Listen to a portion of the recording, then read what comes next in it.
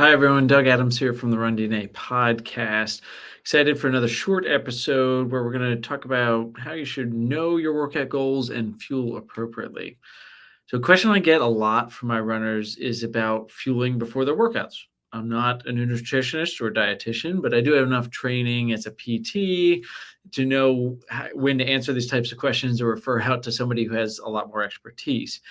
The answer to this particular question about fueling before run is like almost every other running question. It depends.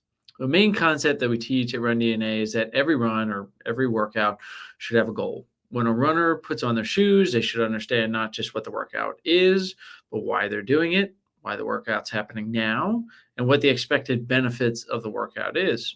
When someone understands the purpose of their run at this level, they're much more likely to execute on the plan and get the full benefits.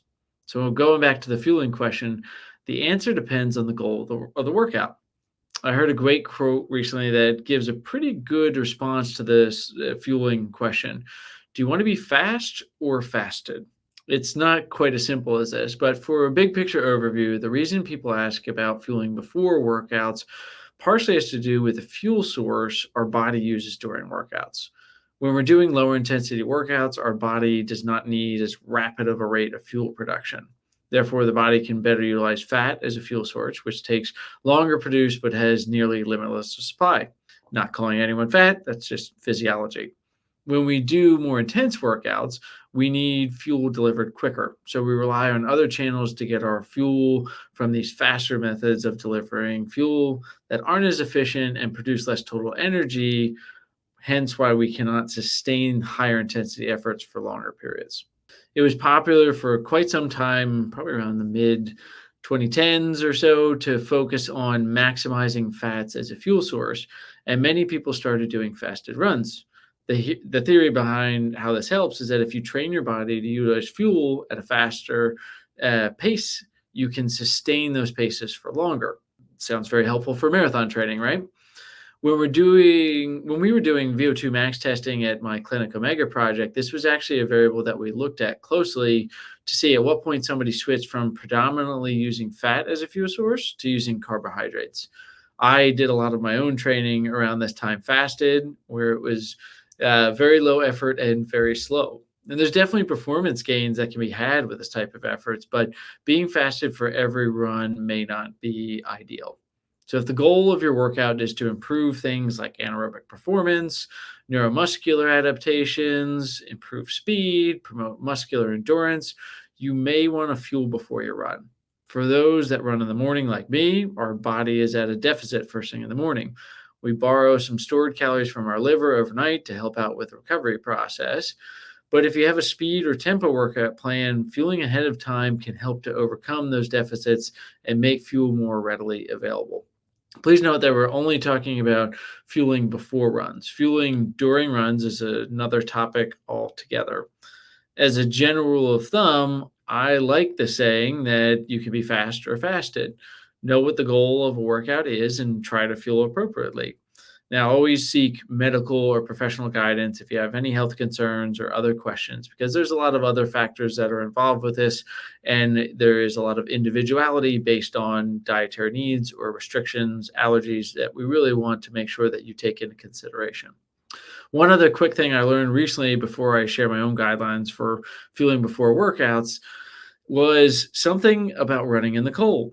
And what I learned from a pretty unlikely source, the Weather Channel app, was that when we run in colder weather, we are actually less capable at utilizing fat as a fuel source.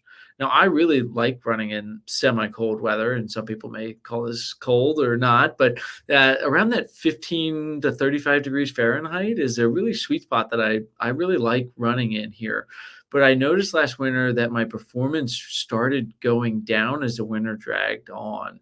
So when I went on the Weather Channel app one day and was checking out the weather for my, the hourly to see what the temperature would be when I ran, it said that conditions would be very poor, although it seemed to me to be pretty ideal for a run. So I read what they had on the Weather Channel. It led me to actually a couple articles, and I did some research and found that our body, because of some hormones released and some constriction of the blood vessels, is not as good at utilizing fat before or during a run when it is in cold weather here. So now I eat 150 calories or so of easily digestible carbs before any cold weather runs. So in general, if you're looking to fuel before a run, here's what I do. I try to take and fuel in at least 20 minutes before the workout. Just we know that that's about the time that it takes for our body to digest it. And if we don't want our body to be focusing on digesting while we're doing harder efforts, we want to give ourselves at least 20 minutes. I also like to practice the fuel that I'm planning to use on race days, maybe in smaller portions. My go-to race meal is a peanut butter banana honey sandwich. So instead of making a double, 2 pieces of bread sandwich, I might make a half sandwich, and I might go pretty light on the peanut butter, just trying to get that 150, 200 calories or so in before I go. I'd also say drinking water is a must, whether you're planning to do the workout fasted or not. That is something that really is important for our metabolism and hydration. So no matter what you're doing, make sure that you're getting some water in right away. And then pay attention during your run. If you feel gassy or bloated while you're running, that's probably an indication that you might have taken in too many calories, or maybe you didn't give yourself enough time to digest it as you were going. I'm lucky to have a bit of an iron gut. I think I could probably eat a Big Mac right before a run. Not that I've ever done that. I did eat an Italian sub once right before a run, and I was absolutely fine. And everyone around me was probably a little disgusted, but impressed at the same time here.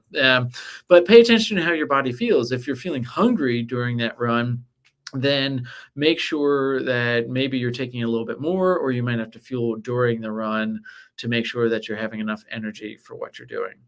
So I hope this is helpful. This is one of those quick things that you can share with your running friends or with your clients and say, should you fuel before your runs? And you can say, well, do you want to be fast or do you want to be fasted? And there's more complexity to it there, but hopefully this gives you some simple guidelines, because it's not something that's going to have a huge impact, but something that you want to have a nice routine around. So thanks for listening, and happy running.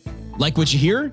Leave a review of the show wherever you listen, and don't forget to subscribe so you never miss an episode.